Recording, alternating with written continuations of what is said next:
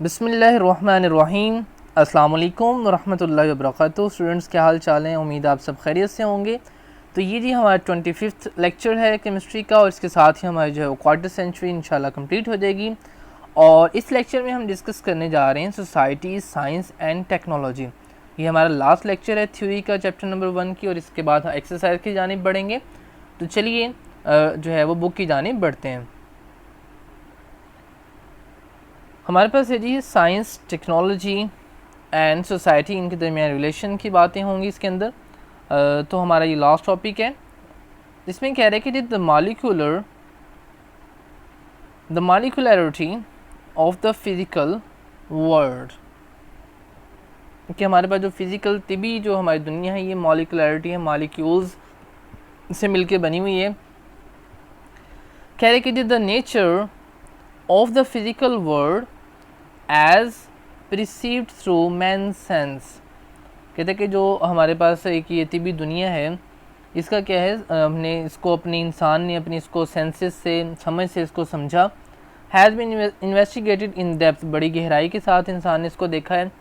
The biggest lesson we learn in the 20th century, जो हमने 20वीं सदी में सबसे बड़ा सबक जो हमने हासिल किया है वो क्या है, is that chemistry has become central science, के जो केमिस्ट्री है हमारे पास ये साइंस का बुनियादी जो है वो पार्ट बन चुकी है। It leads to the discovery of every chemical reaction in any living और and non living things based on formation of molecules. तो कहते हैं कि इससे हमें पता चला है कि हमारे पास जो भी कोई चीज़ है, हर केमिकल रिएक्शन के अंदर जो चाहे हमारे पास जानदार में होता है या बेजान में होता है, ठीक है, तो वो किस में होता है, फॉर्मेशन ऑफ मॉलिक्यूल्स की फॉर्म के अंदर होता है।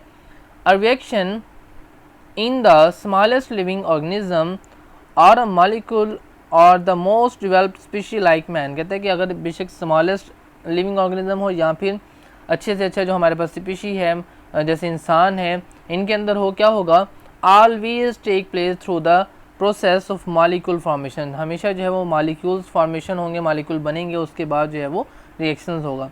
Hence it provides basis of molecularity of the physical world. तो ये जो है इससे हमें पता चलता है कि हमारी जो तिबी दुनिया है वो मॉलिक्यूलरिटी पर डिपेंड करती है, यानी मॉलिक्यूल्स के ऊपर डिपेंड करती है, ठीक है जी।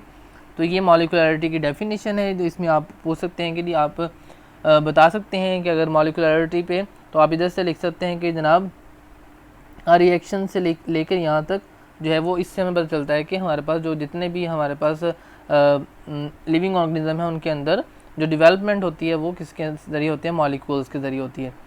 तो ये मॉलिक्यूलरिटी की ये डेफिनेशन जो है वो राइट कर सकते हैं, ठीक है। इसे मैं हाईलाइट कर देता हूँ थोड़ा सा। तो इसमें आप जो है वो मॉलिक्यूलरिटी की अगर पूछा जाए कि जी right define molecularity of the physical world, तो फिर आप ये लिख सकते हैं, ठीक है। उसके बाद है जी नेक्स्ट है हमारे पास corpuscular nature of the matter. अब ये क्या होता है, इसका मीनिंग होता है ज़र्राती, ज़र्रात जो है वो मिलके हमारे पास मैटर बनाते हैं। तो ये क्या कहता है कि इन 1924 डी ब्रोगली, ठीक है, put forward the theory of the dual nature of matter. तो 1924 में डी ब्रोगली जो था उसने एक थ्योरी पेश की जिसके अंदर क्या उसने कहा, ड्यूअल नेचर, ड्यूअल कहते हैं दो जो है उसकी फितरत है, किसकी, मैटर की, मादे की। कौन कौन सी, matter has both the properties of particles as well as wave. तो कहते हैं कि जो मादा है वो उसकी दो खसूसियत हैं, एक तो पार्टिकल होगा, ज़र्राती उसकी खसूसियत है, ठीक है, ज़र्रा है, और दूसरा जो है उसकी वेव नेचर भी है, वेव मतलब लहर की तरह, ठीक है। He explain the background of two ideas, ठीक है। तो उसने क्या किया, जो है टू आइडियाज़ पेश किए, एक्सप्लेन किए, ठीक है। ही advocated that these two systems could not remain detached from each other. उसने देखा, उसने जो है वो वकालत की, दलाइल दिए कि हमारे पास ये जो दोनों सिस्टम्स हैं ये एक दूसरे के बगैर नहीं रह सकते, अलग नहीं रह सकते, ठीक है। बाय मैथमेटिकल एविडेंसेस, उसने जो है वो रियाजी के ज़रिए भी जो है वो शवाहिद पेश किए। He prove that every moving object is attached with wave and every wave has a corpuscular nature as well. तो उसने कहा कि हमारे पास जो है हर जो मूव करता हुआ ऑब्जेक्ट है उसकी जो है वो एक वेव नेचर भी है और every wave has a corpuscular nature, और जो हर वेव है उसकी ज़र्राती जो खासियत है वो भी होती है। ठीक है, अब वेव क्या होती है इसके बारे में थोड़ा सा हम जो है वो आपको बता देते हैं, जो कि अभी आप 9th में हैं, 10th में आप वेव्स का एक पूरा चैप्टर पढ़ेंगे फिजिक्स में। वेव कहते हैं लहर को, जिस तरह आप पानी के अंदर जो है वो स्टोन फेंके तो उसके अंदर लहरें पैदा होती हैं। ठीक है, जो लाइट है हमारे पास ये भी वेव्स की फॉर्म में चलती है, उसके बाद हम बोलते हैं तो हमारी आवाज़ भी वेव्स की फॉर्म में जाती हैं। तो इस तरह से ये वेव्स का मैंने आपको थोड़ा सा कंसेप्ट जो है वो दिया है। It formulated a basis to understand corpuscular nature of the matter, उसने जो है वो फार्मूलाज भी पेश किए कि इसको समझने के लिए फिनोमेना को, कौन से को, वेव और पार्टिकल जो उसकी नेचर होती है उसको समझने के लिए। किसकी होती है wave particle nature? Moving object की। ठीक है, जो हरकत करते हुआ चीज़ होती है उसकी नेचर होती है। ठीक है, उसके बाद है जी हमारा नेक्स्ट टॉपिक जो है हेडिंग, उसमें ही है कि the works of different scientist at the same time handicap and promote the growth of the science. कहते हैं कि एक ही वक्त में कुछ के जो साइंटिस्ट हैं उन्होंने रुकावट डाली साइंस की प्रमोशन में, और कुछ ने जो है वो तरक्की के लिए अपना किरदार अदा किया। तो देखें जी, कहते हैं over the course of human history people have developed many interconnected and validated ideas about the physical, biological, psychological and social world। तो कहते हैं कि हमारे पास जो ह्यूमन हिस्ट्री है उसके अंदर क्या है, लोगों ने तरक्की दी और मुख्तलिफ़ किस्म के मरबूत और माकूल जो नज़रियात थे वो पेश किए। ठीक है, और किसके हवाले से पेश किए? फिज़िक्स के हवाले से पेश किए, बायो के हवाले से पेश किए, साइकोलॉजी नफ्सियात के बारे में पेश किए, और मुआशरती जो दुनिया है इसके बारे में, सोशल वर्ल्ड के बारे में। ठीक है, those ideas have enabled successive generations to achieve an increasingly comprehensive and reliable understanding of the human species and its environment। तो इस आइडियाज़ ने क्या किया, ये जो आइडियाज़ थे इन्होंने इनेबल किया, इस काबिल किया हमारी नस्ल को कि वो जो है बढ़ते हुए और जो हमारा जो कम्प्रीहेंसिव है एक जामे और काबिल एतमाद जो था वो अंडरस्टैंडिंग जो थी, समझ जो थी, वो हमारी अगली नस्ल को दी। किसके बारे में? इन्वायरमेंट के बारे में, माहौल के बारे में। ठीक है, the means use to develop these ideas, जो मीन्स यूज़ हुआ, जो ज़रिया यूज़ हुआ इन आइडियाज़ के लिए, are particular way of observing, thinking, experimenting and validating. तो उन्होंने ऑब्ज़र्व किया, देखा, सोचा, एक्सपेरिमेंट किए, तजर्बात किए। ठीक है, दीज वेज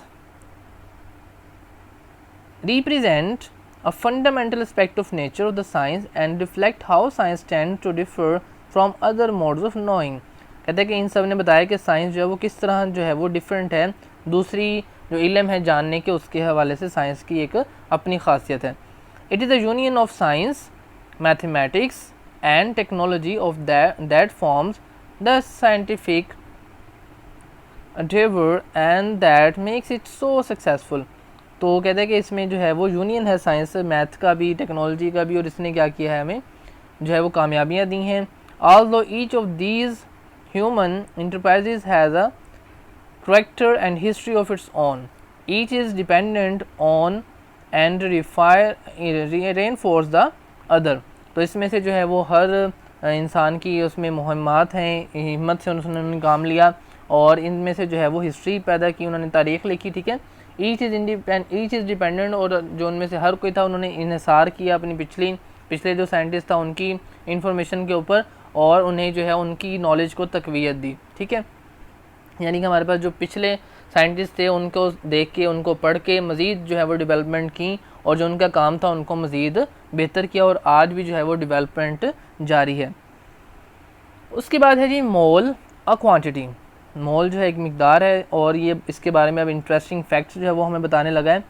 कह रहे हैं कि जी a computer counting with the speed of 10 million atoms a second would take 2 billion years to count 1 mole of atoms.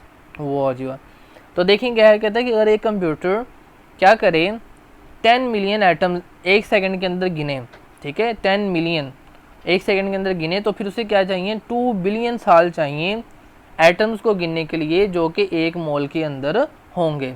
ठीक है, अब एक मोल के अंदर कितने आइटम्स होते हैं 6.02 मल्टीप्लाई बाय 10⁻23 यानी एवोगैड्रोस नंबर होते हैं। If 1 mole of the marbles were spread over the surface of the earth, our planet would be covered by a 3-mile thick layer of marbles। ठीक है, तो कहते हैं कि अगर आप शीशे की जो गोलियां होती हैं जिसे वो जो है वो बच्चे छोटे चिड़ियाँ बोलते हैं, ठीक है, और शीशे के जो बंटे उसे कहते हैं उर्दू में, तो उससे कहता है कि अगर हम उससे ज़मीन को ढांपें तो वो क्या हो जाएगा 3 मील की थिक लेयर, मोटी 3 मील मोटी जो है वो एक लहर पूरी ज़मीन के ऊपर जो है वो बीत जाएगी। इससे आप अंदाज़ा लगा लें कि 6.02 मल्टीप्लाई बाय 10⁻23 कितना बड़ा नंबर है। उसके बाद एक और एग्जांपल दे रहा है, वो आपको कह रहा है कि एक glass of water which contain about 10 mole of water, कहता है कि एक पानी जिसके अंदर तकरीबन 10 मोल जो होता है वो पानी होता है, has more water molecules than the grains of sand in the Sahara desert. कहता है कि जो सहराए सहारा है, इतना अजीम इतना बड़ा सारा हमारे पास डेजर्ट है, उसके अंदर जो रेत के ज़र्रे हैं उनकी तादाद से भी ज़्यादा हमारे पास क्या होंगे, उस पानी के गिलास के अंदर जो मालिक्यूल्स की तादाद है वो उनसे भी, रेत के ज़र्रों से भी क्या होगी, ज़्यादा होगी।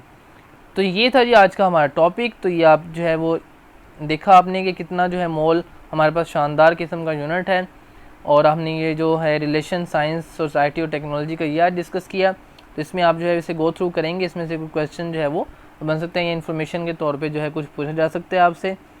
तो अब तक के लिए इतने जी, मिलते हैं इंशाल्लाह नेक्स्ट लेक्चर में, और फिर हम एक्सरसाइज स्टार्ट करेंगे नेक्स्ट लेक्चर से। अब तक के लिए इतने जी, अल्लाह हाफिज़, अस्सलाम वालेकुम व रहमतुल्लाहि व बरकातुहू।